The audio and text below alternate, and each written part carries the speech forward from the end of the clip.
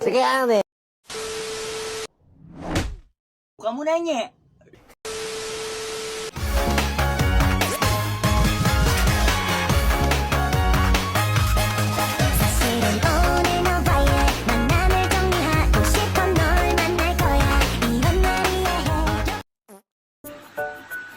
Assalamualaikum warahmatullahi wabarakatuh. Perkenalkan, nama saya Nur Anggreni, NIM 50912/2016, kelas A Kesejahteraan Sosial. Di sini saya akan memaparkan materi tentang proses terbentuknya kebudayaan. Pertama-tama, kita akan membahas tentang apa itu kebudayaan.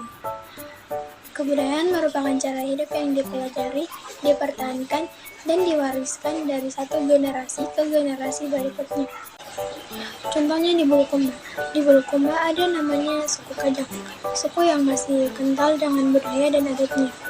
Suku ini paling sering dibahas dalam pelajaran karena suku Kajang merupakan suku yang populer di kalangan masyarakat dikarenakan masih memegang teguh adat tradisional dan jauh dari modernisasi.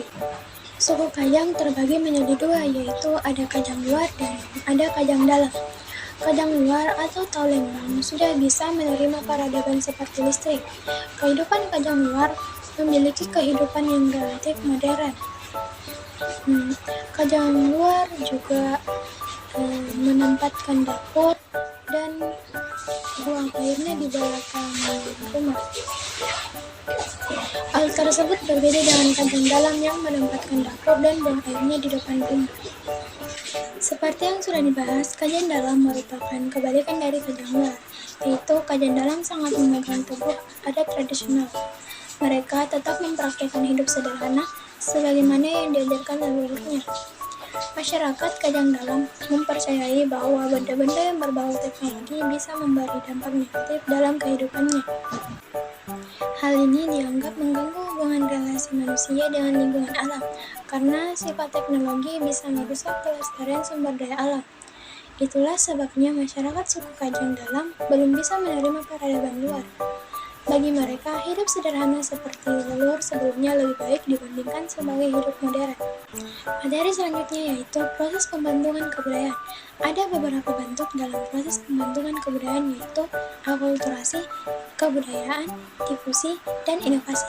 Akulturasi itu merupakan suatu proses penyatuan elemen budaya dari dua kelompok yang berbeda. Sedangkan asimilasi merupakan integrasi elemen-elemen budaya dari kelompok-kelompok yang berbeda menjadi satu. Kemudian ada difusi, yaitu penyebaran ide, praktik, atau benda budaya dari satu kelompok ke kelompok lainnya melalui kontak. Terakhir ada inovasi. Inovasi merupakan pembentuk atau pengenalan elemen baru ke dalam kebudayaan. Ada pula faktor-faktor pembentuk kebudayaan. Faktor-faktor pembentuk kebudayaan di sini ada 4, yaitu lingkungan, sejarah, agama, dan teknologi. Lingkungan itu kondisi geografis, iklim, dan sumber daya alam mempengaruhi pembentukan kebudayaan. Yang kedua, sejarah, pengalaman historis, dan peristiwa masa lalu memberikan fondasi bagi pembentukan kebudayaan. Yang ketiga, agama, nilai-nilai norma dan praktik agama berkontribusi pada pembentukan kebudayaan. Yang keempat, teknologi.